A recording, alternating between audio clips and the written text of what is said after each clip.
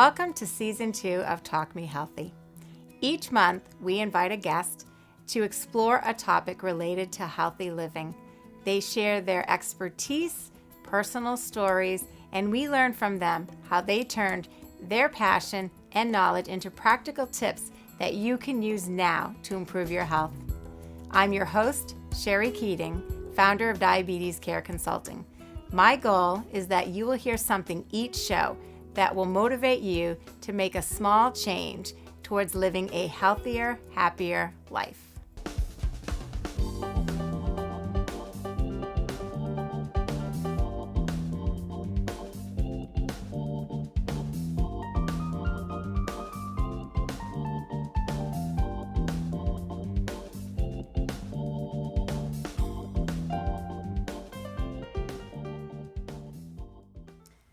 Hello and welcome to Talk Me Healthy. My name is Sherrie Keating, your host. Today's show we are going to talk about suicide. The goal is to open the conversation on this sometimes very difficult subject and a subject that can be extremely painful and devastating for those involved. And I've invited an expert and the coordinator of the Men's Suicide Prevention Initiative and the Zero Suicide Initiative at Haywood Healthcare. You got it Mike exactly Ellis. right. Welcome so much. Thanks so much for having me. I appreciate it. Thank you so much for being here. So, suicide. How did you get involved in this area and what you're doing today?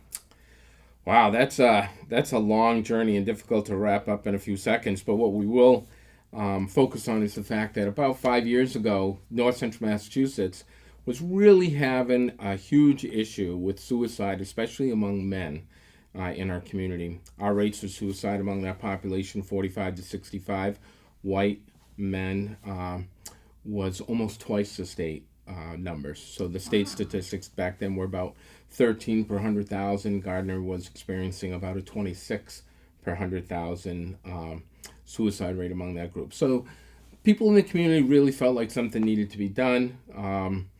And mental health issues were things that I had been working on over the course of my career in the chamber and in community development. So it was a nice fit. It was a natural fit for me to begin with Haywood Hospital on this particular initiative. So why were the rates for men in that area so high? You know, suicide is a very complex, very personal issue, topic, discussion to have. And so there are a lot of variables that come into play in someone's life, and it could be prolonged mental illness and not getting treatment for that. It could be a series of situational experiences that may exacerbate a mental health condition, poor coping skills, but there are a lot of things that play into the issue of suicide. And so to be able to say that there's one thing, but we can make some generalizations. We know the economy wasn't that great. We know that mental health among men is not something that's treated. It's not identified, and guys don't seek help themselves. And the last thing we know is that when somebody experiences a crisis, they're very, very reluctant to reach out and get help, partly because of the stigma, partly because of they just simply don't know how. They're not motivated. They don't know what to do. So hopefully this show is actually going to help answer some of those questions. Yeah, we hope to. First of all, let people get comfortable with the idea or notion that it's okay to talk to somebody who is experiencing crisis about what's going on in their lives, up to and including whether or not they're thinking of taking their life. How do you open that conversation with somebody? Yeah, and let me say absolutely unequivocally, it's not as easy as it sounds, right? So imagine being a mom and having one of your children who are suffering from a mental health crisis, right? And having to discuss with them the possibility that they're thinking of taking their life. Hugely emotional, unbelievably difficult. But the reality is we have to get comfortable as moms and dads, as community members, as faith community, in our faith community and in our businesses, of having those discussions with folks, because simply the fact is that suicide is probably the most, if not one of the most, preventable deaths in our country. And reaching out to people, asking them for help, bringing them the resources they need, and sometimes taking the initiative to do it for them, to put them in the car and drive to a crisis center, to put them in the car, bring them to the emergency room, call 911. Sometimes that's what it takes. So where do we begin? Say, I'm going to share a personal story with you.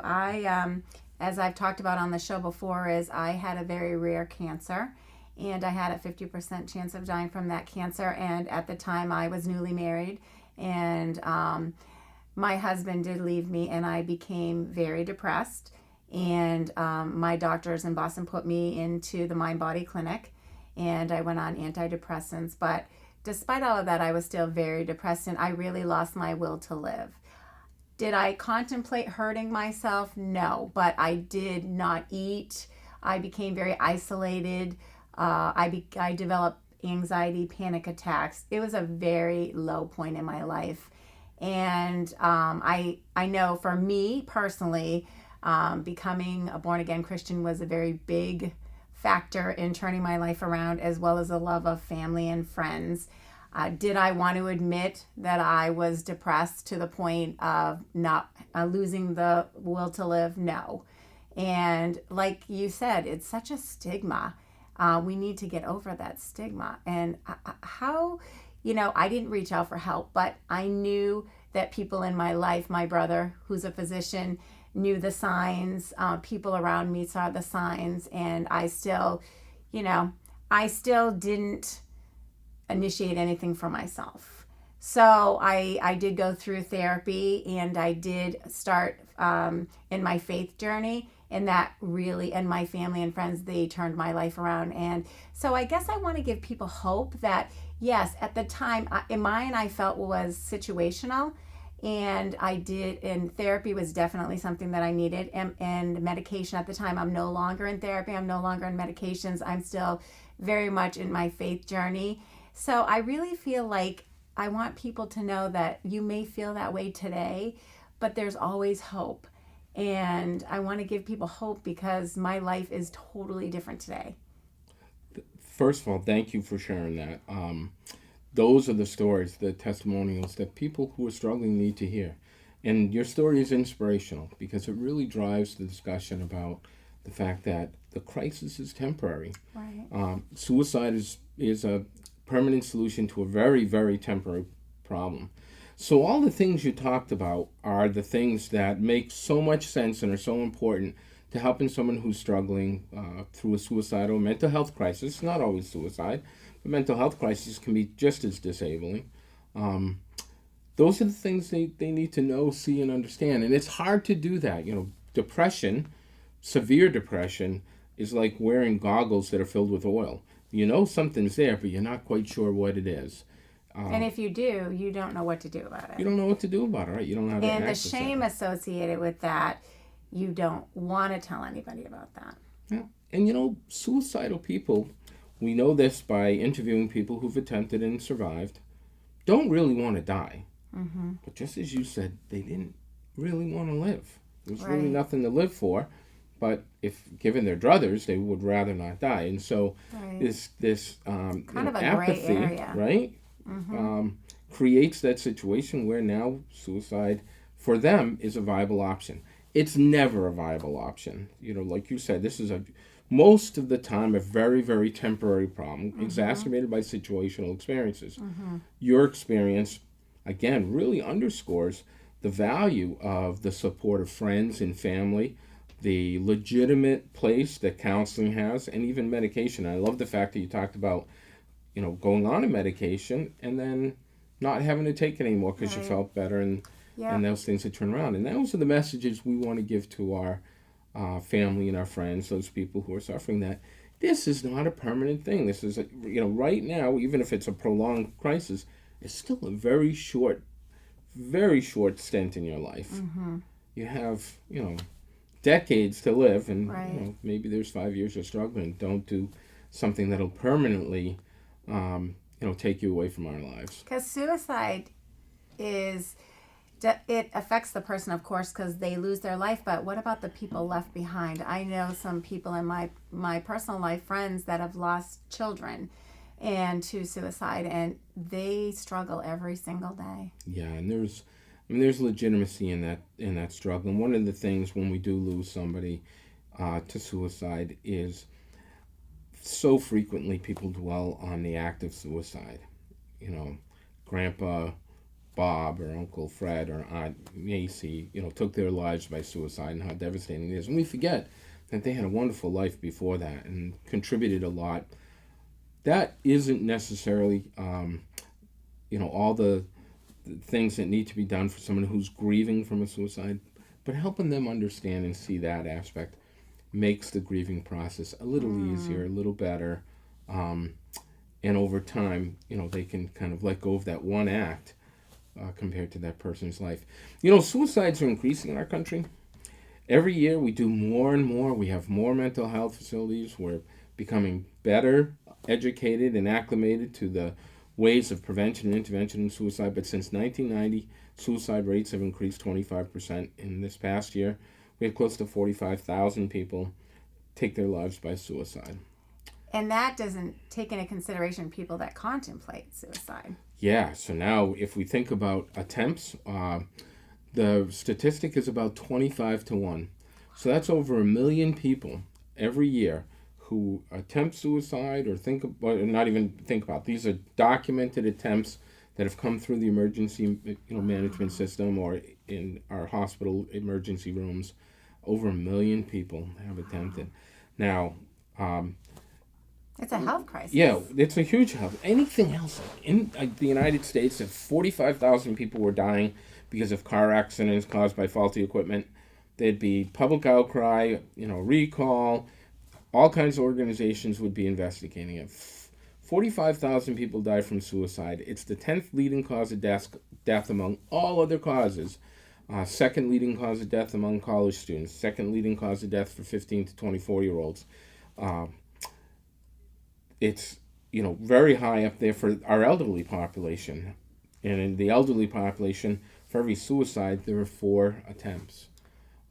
Those are striking statistics. They Almost certainly 6,000 are. kids last year. Almost 6,000 kids under the age of 24 took their lives by suicide. So what do we need to do? Or I know we've done a lot, like you said, but what needs to change? Well, the conversation needs to change. Yeah. When I was growing up, we didn't talk about suicide, among many other things, in a very strict Irish Catholic family. That is the very first thing, is have the conversation. When we do some training on appropriate intervention techniques for lay people and medical people, professionals, but the reality is it all starts with the conversation. It starts with, how are things going? We talk about question, persuade, refer as one of the tools people can use, but it's never about a question, right? We don't want to interrogate somebody, right, because that's a surefire way to make sure that they deny, yeah, any issues. But have a conversation, talk to them about what's going on in their lives, and get to the point. If you're worried about it, if your gut's telling you there's something wrong, there's something wrong. Whether or not the person is thinking about taking their life, there's still something wrong. Right. So trust your gut, go with your gut instinct, and have the conversation, and get to the point where you're asking, are you thinking about taking your life? Are you thinking about suicide? And that's a hard question to ask someone. It's a hugely hard question to ask, and it's even more difficult to answer. Because then they get defensive. What do you mean? Why would I even think that? So if you have that gut feeling and the person denies it, but you still have that strong gut feeling, what's the next step? Well, I always tell people, don't expect to get the answer that you're hoping for. For many reasons, people deny it. They'll be confrontational. They'll minimize, what's going on in their lives. I was good at that. Yeah, we just continue to have the conversation.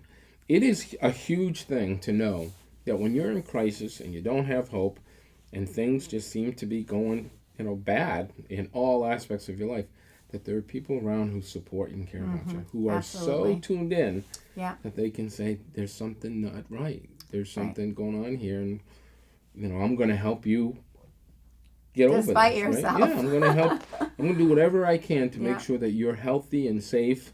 And again, a hard thing to do, but we need to do it. We need to get acclimated to that. We need to get comfortable with that, and get into this perspective of have the conversation. So do you reach out to children? Because it seems to me that if you're talking about the high rate of suicide among college children, that we need to have the conversation very early. So we do. In fact, at Haywood, we have a specific focus on youth 10 to 24 years old. We have a wonderful behavioral health navigator, Chauncey Willis, who deals every single day with folks who come through our ED. So we do a lot of training to organizations that focus on youth populations. Youth are a significant number of suicides, but the really surprising thing in this is that white men, 45 to 65, are by far the highest cohort. Men take their lives at a rate of 4 to 1. That's 4 suicides by men for every female. Now, we know that there are a lot of different reasons for this, right? We work with veterans groups, because certainly PTSD and those war experiences provide another reason for people to kind of be distraught or have mental health issues. So we look at all these populations. And earlier you introduced me as the Men's Suicide Prevention Coordinator, and I gave reference to what was happening in Gardner. That doesn't mean we don't work with our female population. Because I was going to ask you, why did you specifically target men for your initiative? But you've explained because they're 4 times higher than women in this area or across the country. Across the country. Okay. Across the country. All right. Men take. Why do you think that is? Why do you think men complete suicide at a much higher rate? Well, why did they complete it, or why did they contemplate it? We talk about completions. All right, completions. I don't know. Tell me. Aggressive means. So they use means that are much more volatile, much more violent, and are more likely to not be able to recover from. So guns is a great example. The reason I asked you that question is we talk about having the conversation, but there are other things we can do. If our dad or brother or uncle, our sister, mom, or aunt are experiencing mental health crisis, regardless of whether or not they're thinking about suicide, one of the best things we can do is reduce access to lethal means. If there are guns in the house, get the guns out. If you can't get the guns out, lock them up so it's more difficult for them to get to. So that if that crisis escalates to the point where they contemplate suicide, they won't have the really lethal means in which to do it. So lethal means restriction is a great way to do it. Okay. Medication is another way. In fact, poisonings are probably more prevalent in Massachusetts. Across the country, guns by far are the vehicle that people use. But using drugs or overdosing is very significant message. So what can we do? We can get medication lock boxes. We can have our doctors prescribe less medication. They don't have to do it in 30-day lots. They can do it in 5-day lots or 7-day lots. Use blister packs instead of those bottles that are easy access.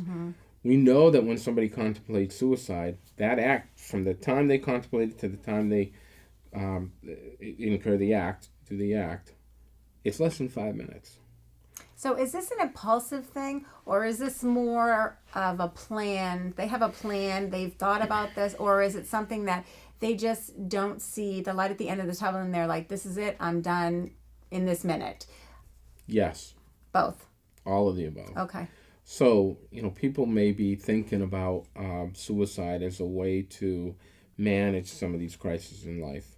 They may think about how they will complete the act.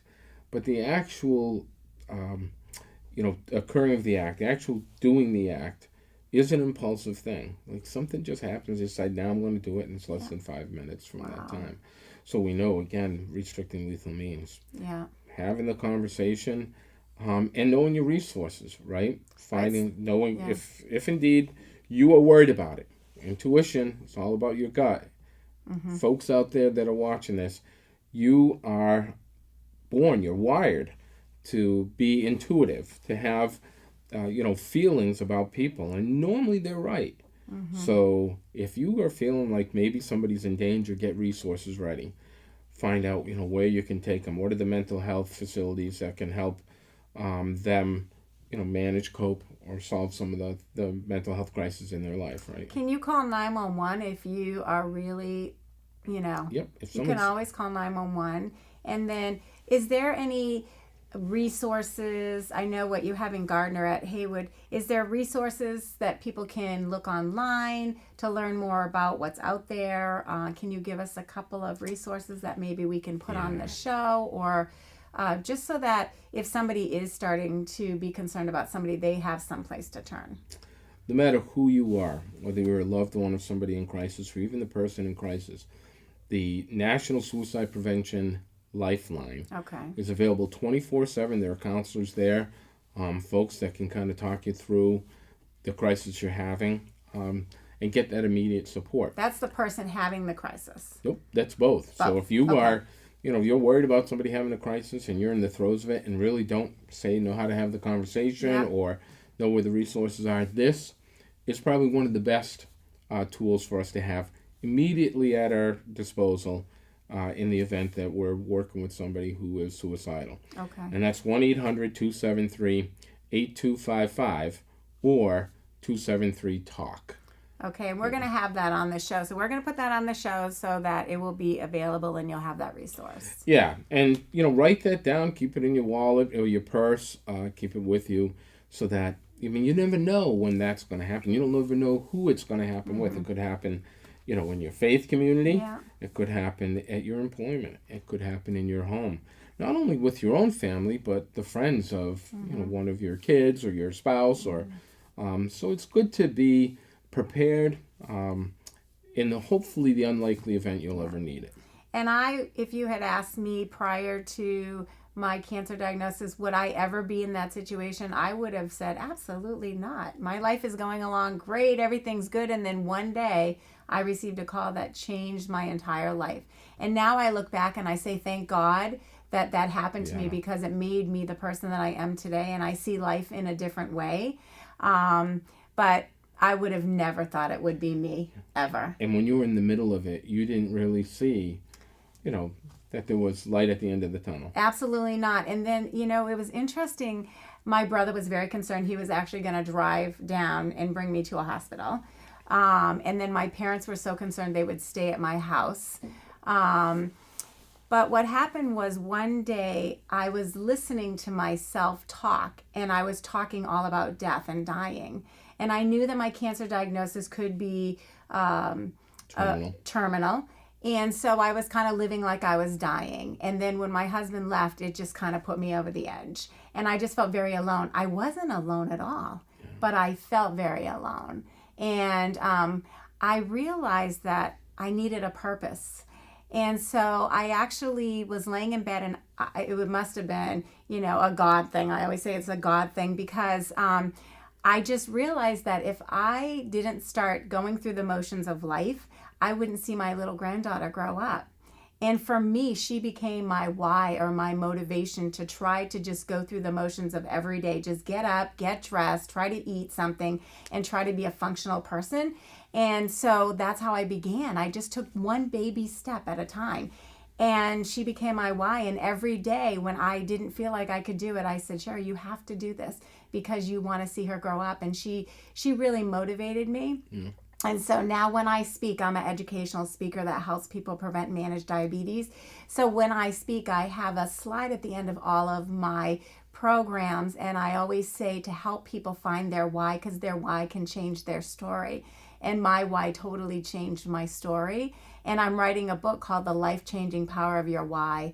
I just believe that if you can find a reason to live or to go on, then you can change your whole life. And it's not going to happen overnight. It's work, but it's so worth it. I mean, my life is so blessed today. It's incredible. And if you had asked me when I was going through that, I would have, never thought I would be where I am today. So I'm really grateful for that experience, as crazy as that sounds. It's not, yeah. Because what I've learned is every day is a gift, and just to enjoy it. I love this, the power of why, right? Mm-hmm. Ambivalence. We talk about ambivalence. Yeah. That most folks who go on to either contemplate or attempt or complete suicide have this ambivalence. They don't really have a reason. They don't want to die, but they don't have a reason to live. And finding the reason to live. Yeah. So powerful. And I don't want to trivialize it, but finding a reason to live could be your favorite pet. But that's huge for it's so huge. many It's people. family, I would right? live for my animal. I have a Yeah. dog. I love my dog. I would totally live for my dog. Who's going to take care of the dog? That's the dog loves me. right. Nobody loves him more than me. Right. That's real, by the way. That is- If we think of pets as family members. Absolutely. And children and grandchildren. And the other thing is relevance, right? We're all relevant. At some point, when you're experiencing crisis, you feel like you're not relevant anymore. You don't have a purpose. Right. Finding that purpose. Yeah, your but why, we the all have a relevance. purpose. And I realized since then that my purpose was to live and to do what I'm doing today. And so if I had continued down that path, I would not be helping people change their lives and using my expertise in diabetes to help people to live a longer, healthier life. So my purpose is that. And by using my story, I'm hoping that I will change one person's life every day. Your story is life-changing. Your story is life-changing, and it's inspirational. And it's wonderful to hear somebody be able to put it into words that we can understand when we're going through, crisis. And nothing else seems to make sense. Right. This makes sense. But it will all make sense. So just, I guess the message is that suicide is preventable, and that no matter how dark your day may seem, there's always a light at the end of the tunnel. And there's people out there to help you. There is services available to help you. You just need to ask. And life can be good again. Absolutely. Life can be good again. Great again. Yeah, have that hope. Yes, absolutely. Thank you again for sharing your story. Of all the work that I do, the stories like you told today, your life experience, are really what we need to hear as a community, as people who may be struggling with mental health crisis, thinking about suicide, or just not having a good experience, in recent past. That story will help people see that. I hope so. Yeah, short term. Thank you for My sharing purpose. Your purpose. Yes, absolutely. Thank you so beautiful much. story. And what you're doing for people is amazing. So how can they, I know the show is already coming to an end. It's so fast. 30 minutes just flies by. I wish we had so much more time because this topic deserves so much more time. But for now, how can someone reach you directly to get involved in your the Men's Suicide Prevention Initiative? And you have a support group too. Yeah, we have a ton of stuff going on. We have our Massachusetts Suicide Prevention Task Force, which brings together a whole bunch of people from very diverse backgrounds to talk about initiatives, programs, events that we can have to raise awareness, and also provide opportunities for education and information for folks in our community to be prepared to have that conversation. Okay. What are the tools they need? So certainly we invite and encourage people to do that. We do a men's support group in Gardner on the first and third Wednesdays of every month. We also have, we franchised it, so we have one in Athol on the first and third Mondays. It is actually really cool. That is really wonderful. And we have them in Finchburg and Leominster on alternating Thursdays. So, if you're a guy out there and you're looking for some support, just around like-minded guys, and you don't have to be depressed, you don't have to have a substance abuse problem or be suicidal. If you're just looking for like-minded guys to hang around with and bounce things off of, have another social support network, join us at Menders. It's a great program. And lots else going on. I'm going to put in a gratuitous plug if I can. On August 19th, we have our annual Suicide Prevention Ride of Your Life to bring awareness, education, information to our community about the issue of suicide. Last year, we had over 150 motorcycles leave Monty Tech. That's a big motorcycle ride, and it's so impressive to watch. There'll be vendor tables and education information from social service and primary mental health organizations there as well. So join us on the 19th, August 19th this year at Monty Tech. More information can be found on all of our programs and the Men's Suicide Prevention Project at haywood.org. Okay, that's great. Well, Mike, thank you so much. I really hope that this information reaches somebody who really needs to hear it. Yeah, you do great work here. Thank you so much. Thank you so much. I really appreciate it. And thank you for tuning in to the show. And remember, suicide is preventable. There are resources and people there that are willing to help you. So, and there's always a light at the end of the tunnel. And remember your why, because your why can change your story. This is Sherrie Keating. I look forward to seeing you back next month, where we'll be having a group of high school seniors who have started a nonprofit to help people with mental illness through dog therapy. So thank you again for tuning in. And remember, live your best life every day starting today. This is Sherrie Keating.